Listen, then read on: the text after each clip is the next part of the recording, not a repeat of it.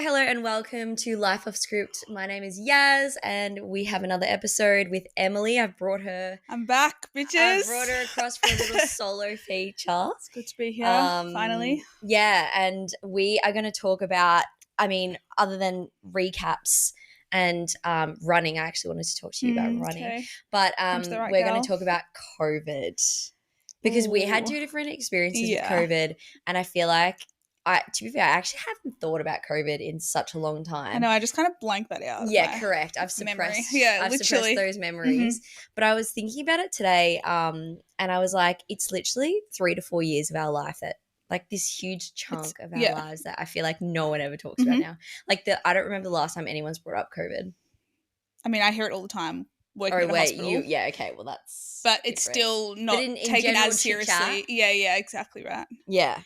So anyway, I brought Em on. We actually had quite a weekend. We went for a run. Mm-hmm. Emily's been training for a marathon. It's half a marathon. Half a marathon. Half marathon. Yeah. Yes. All the gear, no idea, or essentially. Yeah. No, I got roped. You've been doing it with well, a friend. Though. Had good training. Yeah. Then had my arse saga was out for a while, and now we're back. But yeah, I feel like this week I'm like, all right, I actually think I can do it. Well, to be fair, I feel like Emily has been dragging me on these runs at like 5:45 in the morning. Barely call that a run. We'd be shuffling. Correct. Yeah.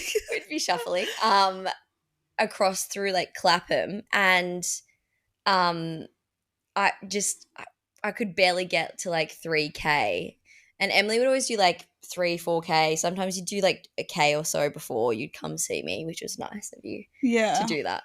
But big news yesterday though. And then she made the move to sign up to a half marathon. Yes. Yeah. I mean, I got like peer pressured. Yeah, she got forced her hand to do that. But and you've been practicing since, and now you're at what's the longest you can do? The furthest I've done is 15. I've got an 18K tomorrow, and if I can do that, I can do 21. You know, that is crazy. Okay, to be fair though, you've done very well, because I feel like it came from like 5K, and then you were doing 8K, and then it just jumped. All of a sudden, it just went bang, didn't it? Yeah. And then 13K, and then 15K. Well, I think when I got back from Europe, I was like, because you went on Turkey Sail. Yeah, did Turkey Sail. When was a that? week-long bender 3 weeks ago. Yep. Then I went to Albania, where I was just a shell. Like, I wasn't in the mind state to be running. And then I was like, girl, you got to lock in. Yeah, literally. So I just kept doing like 2K jumps each run. And here we are.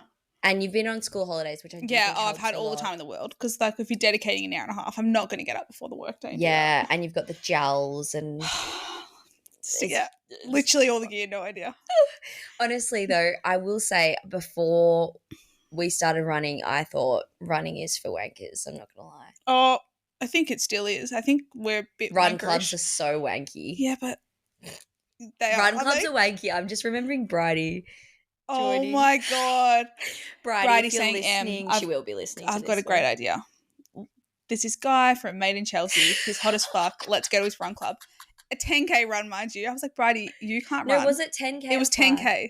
No, it was 10K, because I was like, Bridie Gleason, be so for real, girl. You don't run.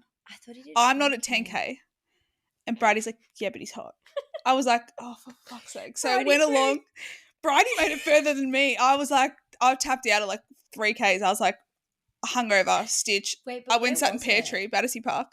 Oh. So I went and sat there, and Bridie's just like, going along behind, just trying to get this guy. It's so funny because Brydie does not run. I mean, like, she does now. She does now, but like during this time, not a runner. Had these like shoes on. Rocked up in it. Those space shoes, New Balances. Yeah. New Balances. Yeah, not for running. My God. Love you, brides. It was so funny, and she was like running on nothing but determination to get to that finish line so that she could shoot her shot. Honestly, with that guy. This guy's running like 5-minute Ks. We're at the back doing like 7.5, fighting for our life.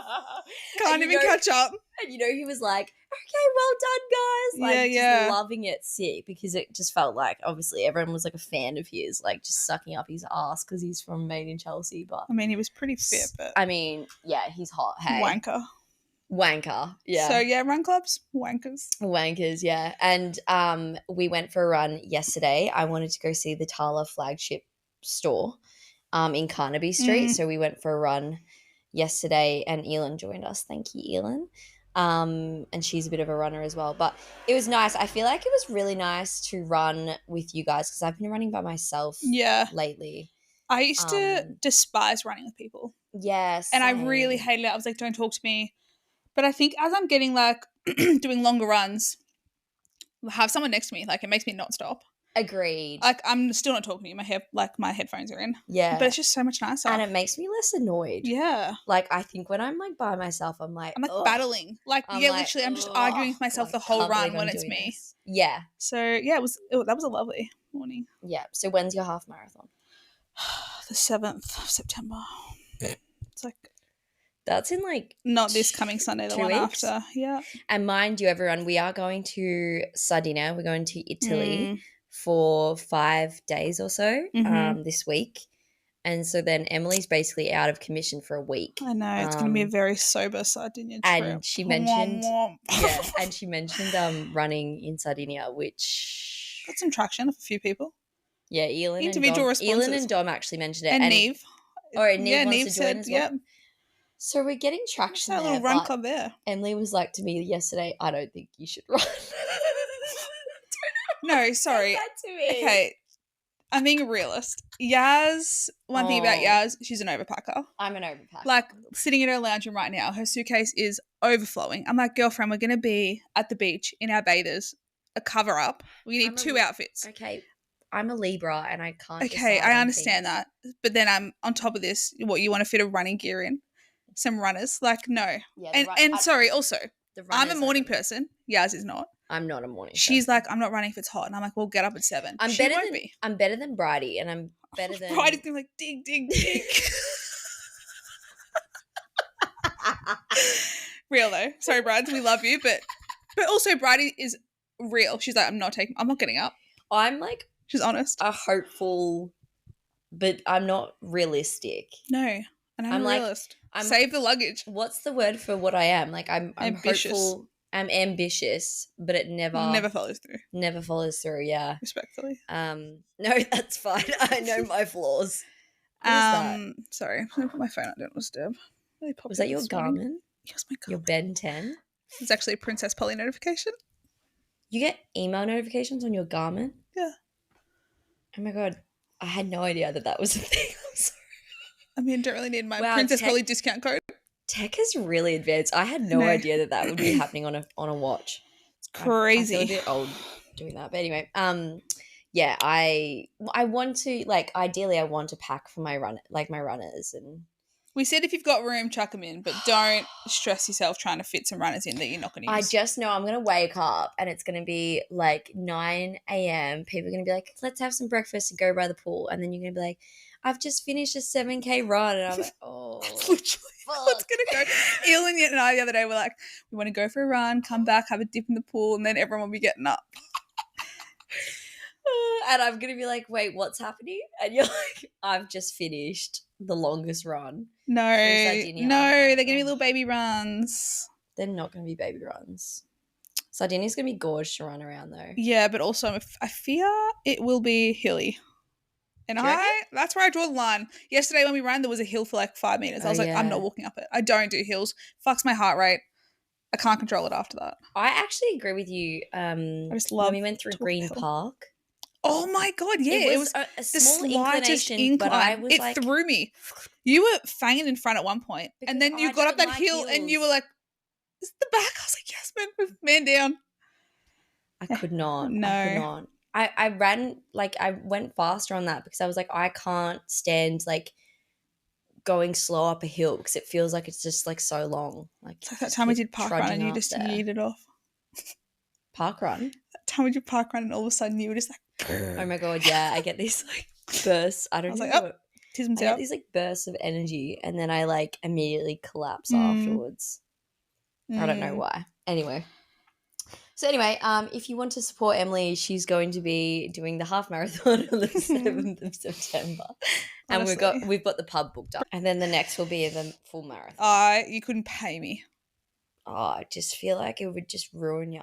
Honestly, like you've got to be some sort of I'm not an athlete. I don't have the body of an athlete. My body's sore doing this. I woke up this morning and I was like, my neck is fried. Like, I'm not. Yeah, agreed. Yeah. Sorry. Have you already packed for Sardinia now? Majority. I'm gonna do my washing. I had my running gear in. One thing about Emily is she's just really productive and it pisses me off. I wouldn't even call it productive. I literally did nothing yesterday after our shot. Like I think the difference is it takes you 2 hours to do a task that should take 10 minutes. Okay. I quickly tried my outfits on. I was like, yep, perfect. Chuck them in. Suitcase on the floor. You've like gotten all your clothes here. You've got to narrow down. I'm going to do like 3 rounds. You've got like step-by-step elimination. And I'm like, who's got fucking time for that? I've got 3 rounds of elimination. Yeah, it's absurd. And then by that time I'll pack it and then I'll do another round of elimination because I need to really think about what I'm packing. And then you know what, it will be us on the trip and I'll be like, guys, I have no outfits. I know. I did that in Tamina. I literally overpacked. Till brought like a fucking backpack and nothing else. And she was going for 3 weeks. This is where I feel like days. I'm like one of the boys because I'm like, I could do a backpack trip. I don't really wear makeup. I take my 3 products. Yeah, I'm like again Brydie Gleason at the airport fighting with the her calling the lady at the airport a fucking bitch because she's over her liquids. And apparently that's not Bridie's fault. Bridie having a genuine happens every time we go to the airport. Stansted Airport, count your fucking days is all I can say for Bridie Gleason will actually staunch any worker that works at Stansted Airport and tells her she can't bring more than 1 makeup bag. You know what I will say? I'm glad us 3 aren't at the airport together because I don't think we work well at the airport. I think you and Bridie do. I think I'm the Bridie's like a ex-flight attendant, knows you don't need to rush. Maybe a little too much at times. She's like, slow and steady. Yaz? I can't. I'm the dad. I'm the dad in the situation. I need to be there. I need to be at the gate. Lock eyes on the gate. I think she's worse than an airport dad.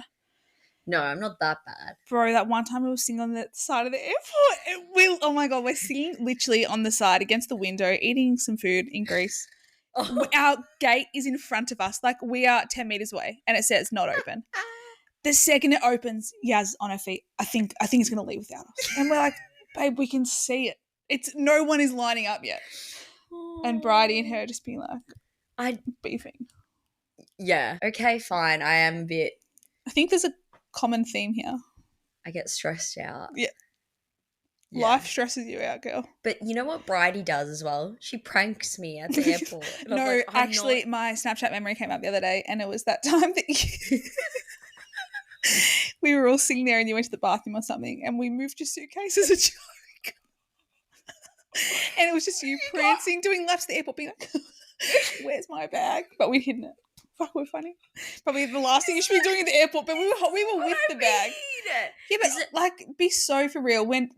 We're not going to let someone steal your bag. We're not that stupid that we're going to leave your bag unattended. No, but it's like you're that stupid that you're gullible. No, I knew that you guys took it, but the thing is like you pick the worst time for me. Like I am going, okay. We were actually just waiting for our bags. It was not a bad time. No, it's the airport. Like I'm switched. I'm like, what's going on? We're at the airport. Like need to make sure I've got my boarding pass, my passport, like my bags, everything's sorted. I've got my food and my drink for the plane. You know, I'm seeing the gate. I know what the gate's doing. And you guys decide to fucking prank me. And I'm like, I'm not in a casual. That's where Bridie and I work real well where we gang up on you. Yeah. I'm not in a mood to be pranked. And you guys ever prank every time I'm at the airport now. Bridie last time we were going to Dublin, I think. Yeah, it was Bridie and Neve, and they were at Wetherspoons having like a bottle of rosé. Iconic. It's what and I was like, the gates like open. It's on the screen. We've got to go. Yeah, literally. The minute it was on the screen, I was like, I'm going to the gate. Yeah. And I get to the gate and I'm sitting down and it's boarding, and we're getting to like the last few people in the line. Final and Bridie messages me, hey, we haven't left Wetherspoons yet. Mind you, it's like a 10-minute walk. Like, those bloody airports. And I was like, is she fucking for real? And I was like, no, she's lying. She's pranking me again. And then she came out of nowhere and started laughing, going, you were so stressed. Oh, like, we're here. Like, what are you worried about? And I was like, I can literally picture your face reading that text. I was like, heart would have dropped. I literally thought, you know what? If she misses the plane. Yeah. That's what I was going to say. Like, you've got the upper hand. Get on the flight. She misses the flight. Like, yeah. One day it's going to bite her in the ass and I want to be able to see it. Yeah. I want her to fucking miss the flight so badly. And then she'd be like, those cunts at Stansted. Yeah, literally she'll blame it. She'll be like, oh my God, EasyJet just boarded way too early. Fuck off. But I wouldn't change a thing. I would. Yeah. Anyway, so I wanted to talk about COVID because we actually didn't know each other during COVID. I met you literally like 2 years ago, so I have no idea what your experience was like with COVID. Like, bar what you've told me, but it's pretty positive. And then you rate Yaz's and it's like, I was so depressed. And we were in Melbourne, which was actually Victoria ended up being the most lockdown in the world city in the world. It was absurd. It just kept going. I looked up the stats actually. The ring of fucking fire, like. Yeah. But fuck me. No. We copped it? Yeah, sorry, stats. No, we did cop it really bad. We had 6 lockdowns and we were locked down for a total of 262 days, which is like 3/4 of a year. Yeah. Locked inside with my mum. Locked inside with my mum and dad. Yeah, I love my parents. I've never felt worse towards them. I was like, you guys are ruining my life. And they were just living their life. They were like, honestly, we're not doing anything. And I was like, that's the problem. Get out of my face. Do you remember when the lockdown was first announced? It was like the 13th of March, 2020. Do you remember that? No, I actually feel like it was all a blur. I honestly couldn't even tell you where I was. Really? Yeah. You didn't care? No, I cared, but I don't think I realised the severity. And I would think at the time I was kind of like, haha, hell yeah. Like a week off work. Yeah. More than anything. Like, I think I was at work or something when it was spoken about. So you were a teacher at the time, weren't you? Yeah, it was my first year of teaching. So March, I started in end of Jan. My first year of teaching with a class of 25 preps with 4 5-year-olds. And I'm like, what the hell? What the hell? Oh and then, we went into lockdown, the first one. And then it was like discovering remote teaching, using Zoom, trying to engage 5-year-olds over Zoom. Me being a first-year teacher, discovering how the fuck to teach. Well, all of their parents were watching me and observing, which understandably so. I would do the same. Judging. So they were actually watching you? Yeah, well, they've got a 5-year-old who doesn't even know what a laptop is, trying to use Zoom. Me giving, like, tasks to do. Like, I'm teaching them, their parents are there, and I'm like, what the? So you literally did Zoom with, like, 25 kids. I've got so many screenshots, like, back in the day, and it's just, like, me, these kids and parents, and I'm like, were you quite, like, intimidated by that? Oh, yeah, for sure. The first month, I was, like, petrified looking onto that Zoom. But then I think as it went on and on, I was like, strap in, like, I don't know how long I'm doing this for. Like, you just have to fake it till you make it, which has been my whole career so far. And the parents are probably like, I don't want to be part of this. No, 100%. But then as the kids got used to it, the parents could, like, step away. But then also, like, some of these parents had multiple children that they're trying to do all the Zooms for. I know. At that point, I was like, fuck being a parent. I didn't even think about that, but that's so true. Like, so lots of my preps at the time were the younger siblings. So they had, like, 1 or 2 older siblings at my school. So they're trying to navigate that. That's insane. And, in a sense, prep's probably easier because they're like, they just mold to you and they listen. Yeah. Whereas, like, imagine a year 5 on a Zoom lesson with their friends. We'd be taking the piss. Yeah. And 5-year-olds. I know, my little babies. Going to grade 6 next year. What were your activities that you were doing? I can't even imagine. I actually can't. What could you possibly do? Because a lot of their learning is like tactile. Wouldn't you say? Like, it's tactile, they need, like, and then speaking. Yeah. A lot, yeah. There was a lot of things. See, I've like blurred so much of it out, but like I would have to film videos of like me like rolling a dice and like counting or like finding objects around my house that start with the ah sound. Literally, I remember my mum one day was like, "What the hell?" You're like, I'm in a cycle. Yeah, I'm like apple, and then I'm like walking around the house filming, like vlogging me doing it, and then like so kids would go and do it. So just like the most random tasks. If I was a parent, I would have killed myself. Honestly. I remember at the end of that year, like obviously surviving your first year of teaching is a big thing anyway. But the praise I got was like, you poor bitch. You put up with a lot, you did great. And I'm like, it was nice to get recognition for it. I honestly felt like I was in a psych ward that whole year. Yeah, I can imagine. I just feel like that would have set me off. I think I would have just like quit teaching probably or something. The rates of teachers that quit was you're literally logging on and like speaking to kids through a laptop and going, "Oh, Jeremiah, can you please like Conrad? Or like Jeremiah, can you please like pay attention?" And he's like, "Why should I bother? Yeah, I like, know. I'm in the kitchen and my mom's cooking a feast." Literally. And like me, I'm like, guys, you need to be out of bed. Meanwhile, I'm laying in bed with the background on, my pajama bottoms on. Really? Yeah, well, like when it goes on and on and on, like you kind of just lose the motivation. Like what was the point in getting up? How long were these Zoom sessions? Because I thought they were all day, but they're not. No, I reckon we did like a half an hour one in the morning. And then as like COVID just never ended, then we like implemented like small reading groups, small math groups.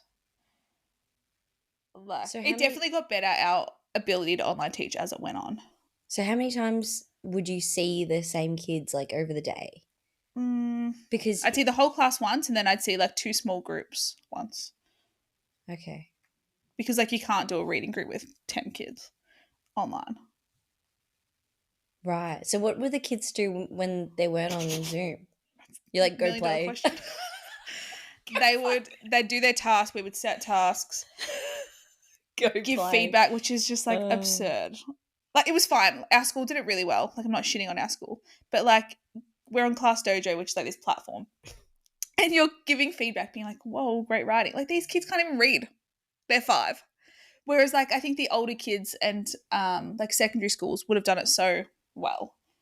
But yeah, reflecting back, maybe it was just me, first year teacher, no clue what's going on. Yeah, that's so fucked. But I felt like after that I was like, I can get through anything. That's crazy. Did you give them homework then? No. Or like do you mean just tasks like throughout the day? Go do a treasure hunt around your house. Well, like actually I think about this all the time. It kind of haunts me. I mean, so there was 3 prep teachers and like we would follow the same lesson plan, so it was consistent. And every Monday it would be a recount, which is like what you did in school. So recount? So a recount, retelling something that you've done. On the weekend. These kids have not left their homes, and every Monday we're like, all right, recount, what'd y'all do on the weekend? And it was always like, on the weekend I watched TV. On the weekend I played outside. It was actually absurd. And now I'm like, must be like, it's triggering. I can't even imagine how they're feeling because they had it. So they were obviously 5 when it happened. Maybe they overcame it way better than us. Because I feel like, they didn't. That's like the most crucial developmental stage for a child. The social skills, resilience. I can only imagine. Emotions. Only child. Literally, they've missed out on they don't even have siblings to hang out with. The arguments that came back when we came back to school were just insane. Like they couldn't resolve anything themselves. Like it was, you weren't even teaching. It was like it was just social, emotional. Give me an example. So this wasn't like the following year, but when the class that I had before I decided to leave my school and come to London broke me. Really? It was, so I had 4 or 5 like really high need kids. 1 was behavior, 4 was just social emotional. They would cry at the drop of a hat. Before every recess and lunch I had to like be like, okay, who are you playing with today? Who are you playing with today? You can't go near this person because they would fight. It was insane. I wasn't even teaching. They would come back in after lunch and I would do the roll and I'd be like, okay, give me a thumbs up if you had a successful lunch. Thumbs to the side, I spoke to a teacher on yard duty, or thumbs down, unresolved issue. Shouldn't have even given them that option because every lunch, I reckon 10 of them would be like, unresolved issue. And I'm like, fuck, where do you want me to find this time? I'm trying to teach you to then solve the issues. And then I would send them to their tables and I'd go around and I'm like, okay, what was the issue? They didn't want to look at me. And it's like, bad fucking luck. Like, this is like the things that you just have to learn to deal with. Or be like, okay, like, we're not friends with everyone, that's fine. How old They just were they? couldn't. They were, so this is 1, 2. So the preps my preps were in year 2 and the ones who had missed kinder. So it's like, it's the most crucial stage.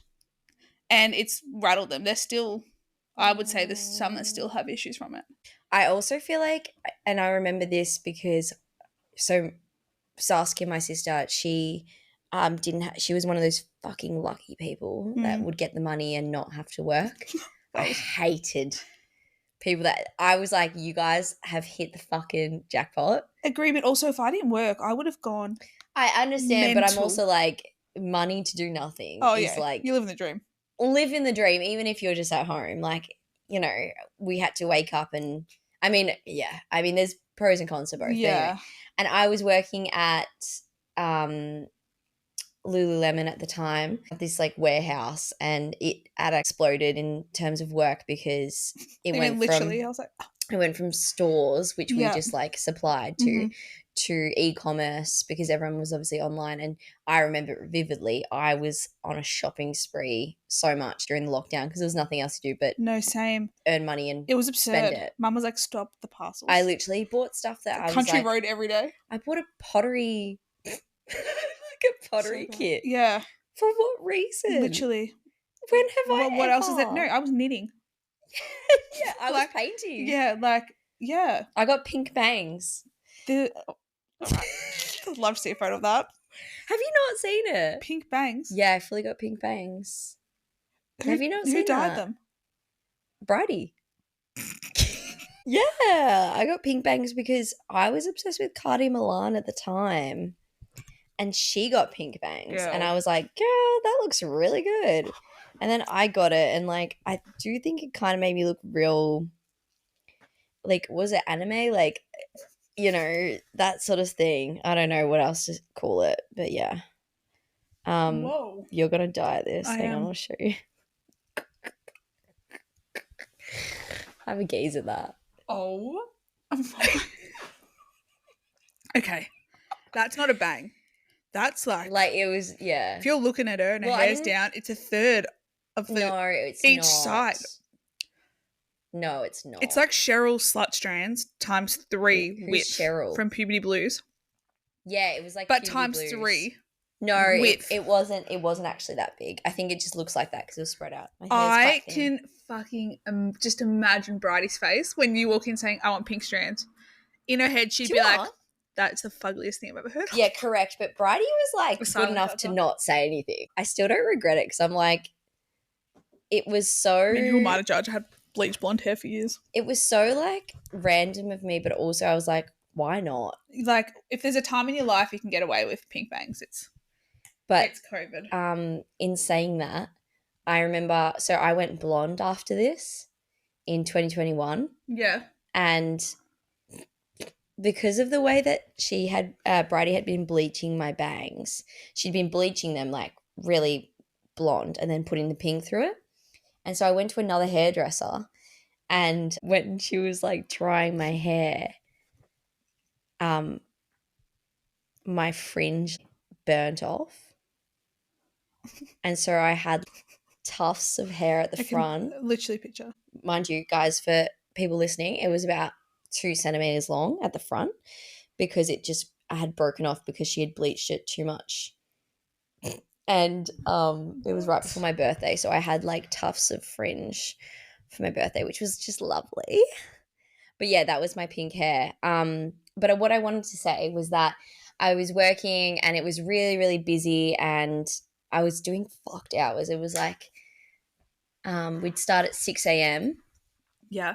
And we'd work until like 6 p.m. or 8 p.m. Like be like really long days. But what I found was that I felt like I couldn't switch off from work because I'd drive home, mind you, no one on the roads.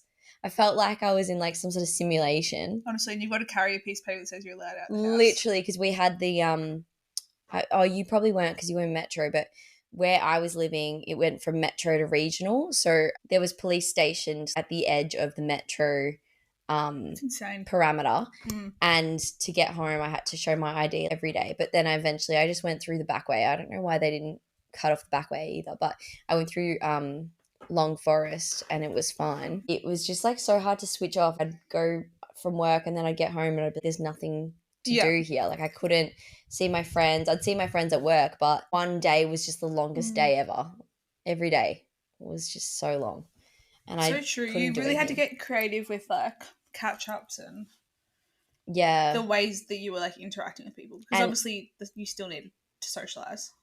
Yeah, and by that time I remember just going on walks constantly because that was all you could really do. That's all I did.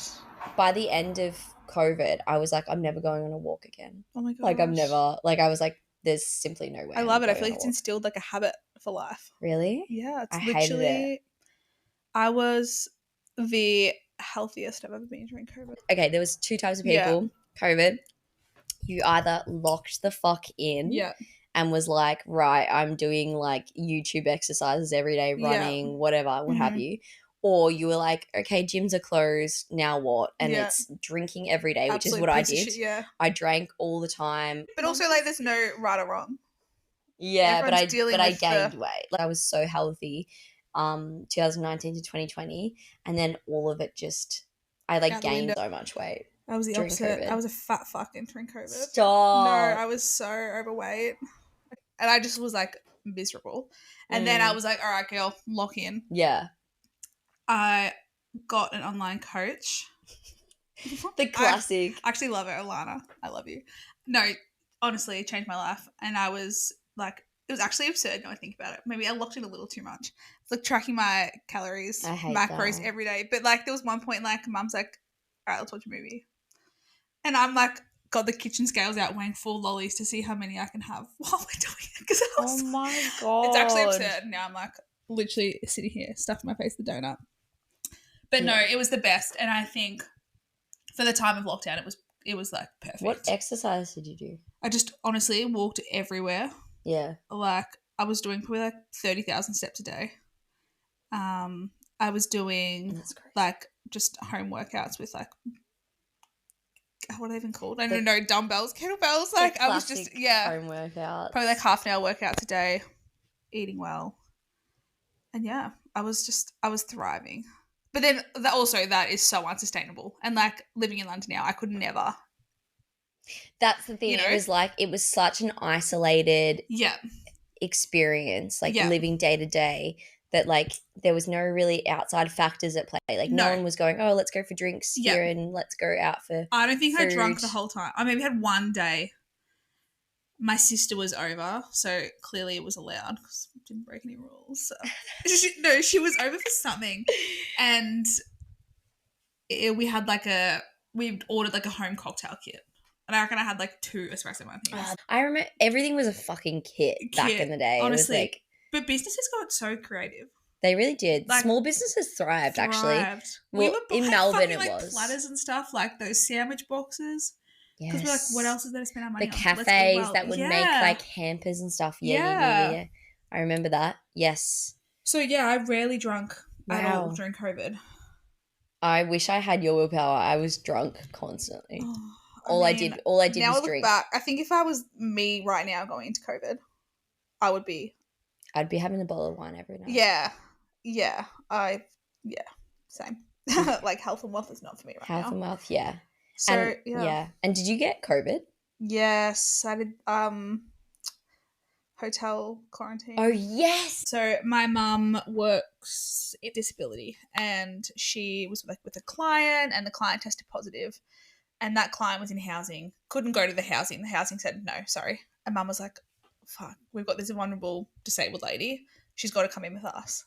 So they're like, "All right." And then anyway, like all the government people we spoke to were like, your daughter needs to go into hotel quarantine because like she's fine right now.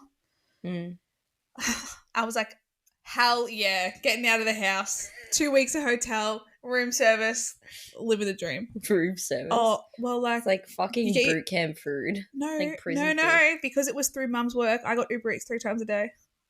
Oh my God. No, anyway, going in, I had the mentality of like, I'm living the dream. One day, this is how dedicated I was to like health at that point. I did my 10,000 steps in a hotel room. I was just walking up and down the corridor. Like, it was a 1-bedroom. Anyway, all fun and games until day 2 I got sick. Did my test on day 4 for COVID. My results came back on day 4. So I had to start my time again. So I ended up being there for like 16 days. That's so stupid. My mental health has never been worse than that 16 days. I was like crying all the time. It's actually dreadful. Fucked. And like I felt terrible. Kind of thought like COVID was a bit of a... Obviously I shouldn't say that. People were dying. People were so ill. But I was like, I don't understand it. Like, I'm fit. This won't happen to me. And then I got sick and I was like, bruh. And the sickness... And I was vaccinated. Oh, it was so bad. It took me so out. Bad. I remember it. Because I was like, oh, surely it's not that bad. Like, dreadful. I was being so... I was just naive to it all. I was like, I'm young, fit, healthy, guys. I'm not going to get ill. I was so ill. I felt like a man with the flu. Yeah. I was like, Mom. I got it. So I got mine in 2021 to 2022. It was the summer and it was actually New Year's Eve. Oh, so it was like we had booked, and this was like we were out of lockdown at this point. But it was like very fresh out of lockdown. If you remember, 2021 was still in and out. Yeah. And I remember because we had New Year's Eve like locked in. We had this like amazing, night booked in Melbourne.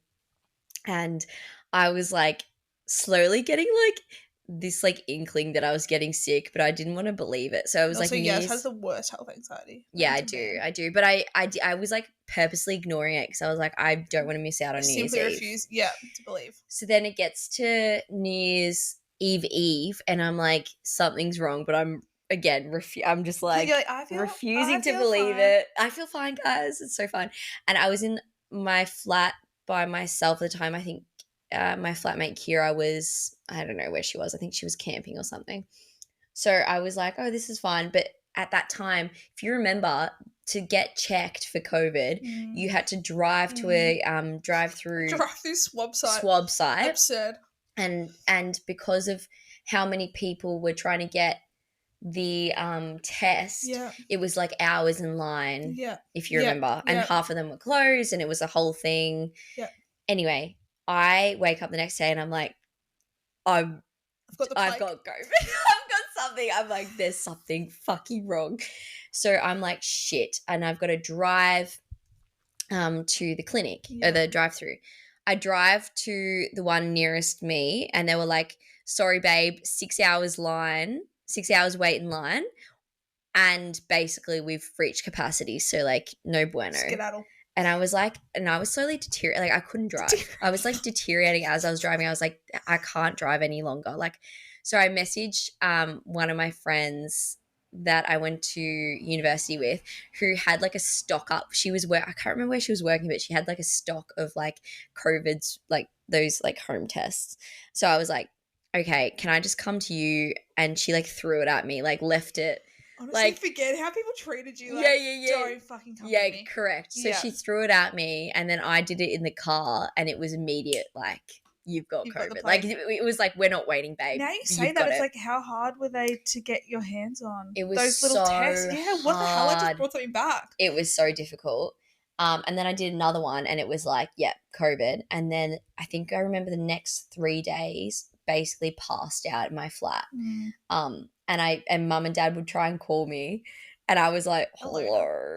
And they'll be like, are you okay? And I'm like, no, send help. Like I was so dramatic, but it was really, it was honest. It was really bad. It was crazy. And then some people didn't get any symptoms. I know. And do you know what was weird though? That I remember was that I felt like after the 3 days I was getting better. And I had this like day where I was like, oh, it's only been 3 days. Like we're chilling. And then it went worse again. It's like that thing before you die where you get your burst fan. Okay, well that's morbid, but thank you. But yeah, that was what happened with me. And then I was looking it up and everyone was like, yeah, that's what happens. Like you feel like you're getting better, but you actually have to go worse again. And I was like, oh, that's Strapping. not great. But I think at the time as well, I was really annoyed because it was like middle of summer and I missed New Year's Eve. So I was really annoyed. I was like, why couldn't this have happened in like 2020 when I was doing nothing? Yeah. Like actually nothing. So true. I remember we had a music festival booked. Which one? Couldn't tell you. I mean, I say actually no. I say music festival. Grapevine. Oh, Grapevine. Was that not in Tassie? Yarra Valley. Yarra Valley. We were so excited. Who was playing? Florence and the Machine, I remember I the think. Veronicas. That's all I remember. They had a good lineup, actually. And, like, we were so excited post-COVID. This was, like, definitely on the outer end. And then Erin, she's like, I've got a symptom. And I was like, fuck. I was like, don't test. What you don't know won't kill you. And then she's like, shit to yourself, girl. I can't. And, like, now I look back, she's a healthcare worker. I would have done the same thing. Like, knowing, working in a hospital setting. I was just being so selfish. And then she did it and it was positive. And I was like, So then she didn't go, Jake didn't go, and I was like, but I was like, who did you go with? All of Erin's friends, because I was like, I'm not missing out on this. I've been so excited. Correct. Something to do. Correct. But yeah, no, exactly. I was time. like, I almost was like, don't speak it into existence. Literally. Like, if you've got symptoms, keep that shit to yourself. Yeah. It was so bad. Literally. I can't. Oh, God. I can't. I unlocked so many things. I know. And do you know what? I know you said that, like, it was good for you because, you know, you locked in and stuff. But for me, I was like, the world is ending. It's never going to get better. Yeah.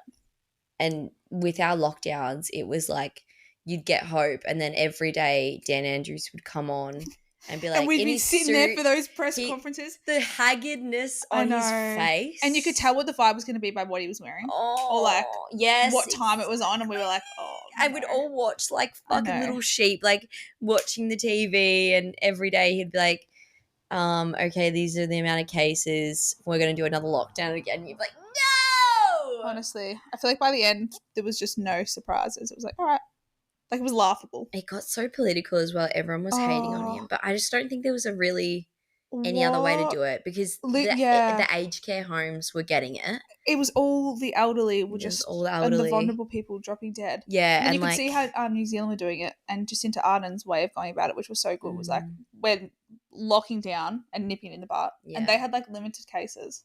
They minimal. Did. And I feel like Dan was trying to copy, but also I feel like we weren't sticking to it. People were breaking rules left, right and centre. I just talked to alot. Yeah. Who's from Brizzy, and she was like, oh, we barely had lockdowns. And I was like, what the fuck? Like, how did we have so many? And then 2 states over, they barely had any. But then, and then you get why people were pissed off, because you see the rest of the world and it's like everyone's kind of going on with their lives. And we were like basically in like military. Like, literally.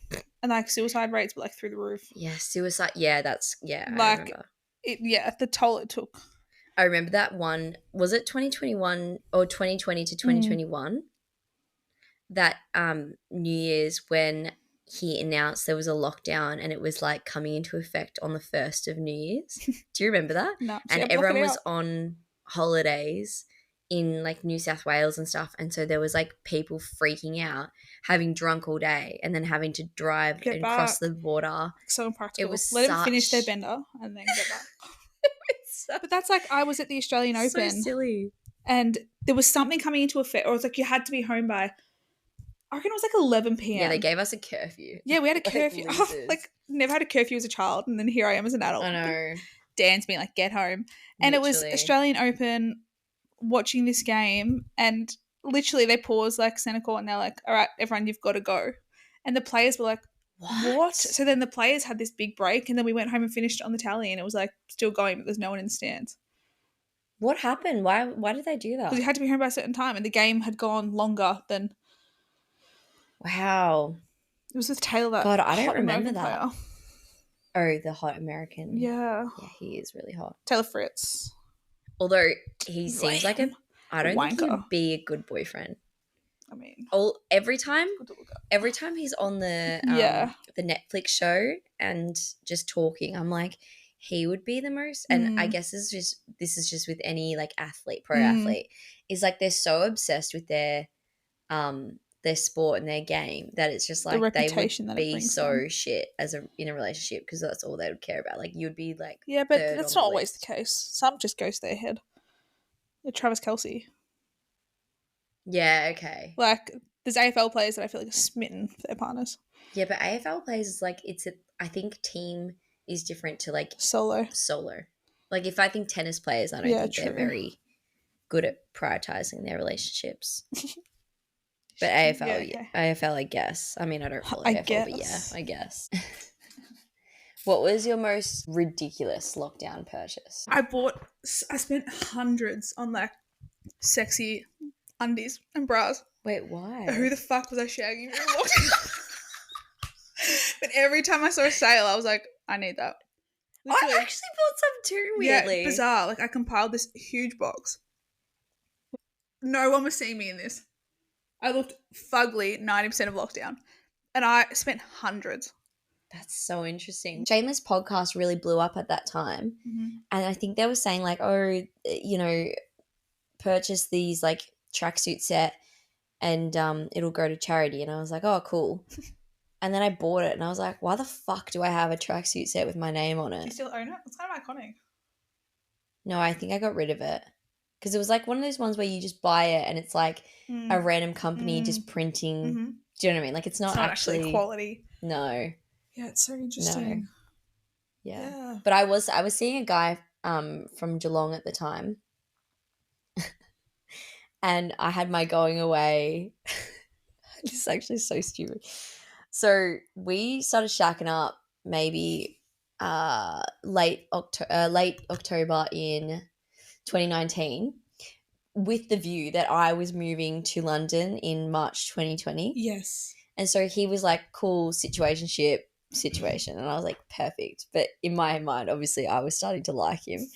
But I kept that shit to myself. Kept that shit to myself. And then anyway, I had my going away party in March. And then, of course, we had lockdown. And I had to get a refund on my flights. And it was like this whole thing. And so I was like to him, oh, my God, like, I'm actually staying. And he was like, okay, that's actually my worst nightmare because we agreed. He's like, please don't get attached. Back off. No, what he said was like, oh, if I were you, I'd just still go. And I was like, what's that supposed to mean? What a prick. I know. And I was like, oh, but like they're having lockdown in like the UK and I'd rather be with my family. 100%. And he was like, oh, well, you know, you've planned this. Like, why don't you just go? He was really trying to get you out of the country. Dead set. And then I was like, oh, well, I'm staying. So, like, shall we keep going? And then he was like, honey. Oh, yeah, I guess. Like, he was so not into me. The poor guy. But it was taken some of that sexy lingerie.